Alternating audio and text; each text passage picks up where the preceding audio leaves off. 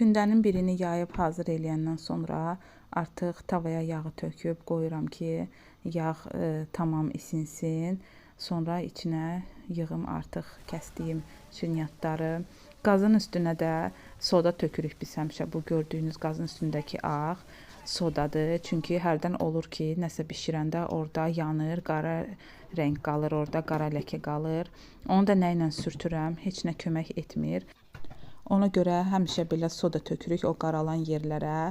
Bir həftə belə hər dəfə qazın üstünü hər gün təmizləyəndə sodanı dəyişirəm, təzə soda tökürəm. Soda o ləkəni aparır. Bunu qaynanam mənə öyrədibdi. Çünki bir dəfə elə oldu. O dedi ki, bəs soda tökürlər, düzəlir.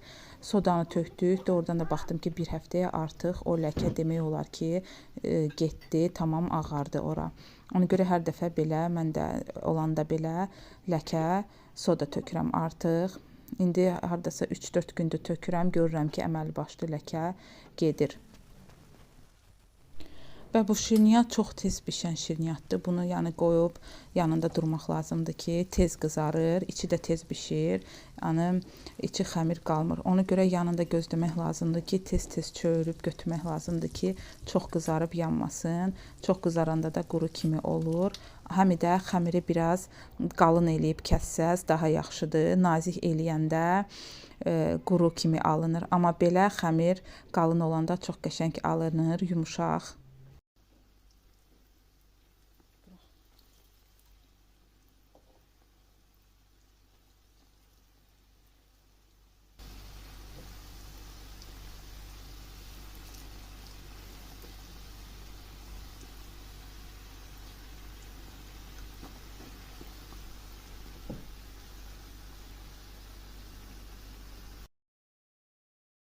Artıq hazır şirniyyatlar da dedim sizin üçün çəkim. Belə bir formada alınır.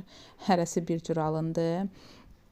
Və belə də kəsdim. Arada gördüm, vaxtım yoxdur, saranı götürəsidik. Ona görə belə-belə də kəsdim. Elə balaca-balaca belə formalar kəsib qoydum.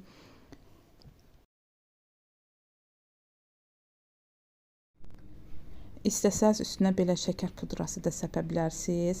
Uşaqlar belə lap çox bəyəndilər. Elə bitdikcə üstünə şəkər pudrası səpdim. Elə daha çox sevdilər, yedilər.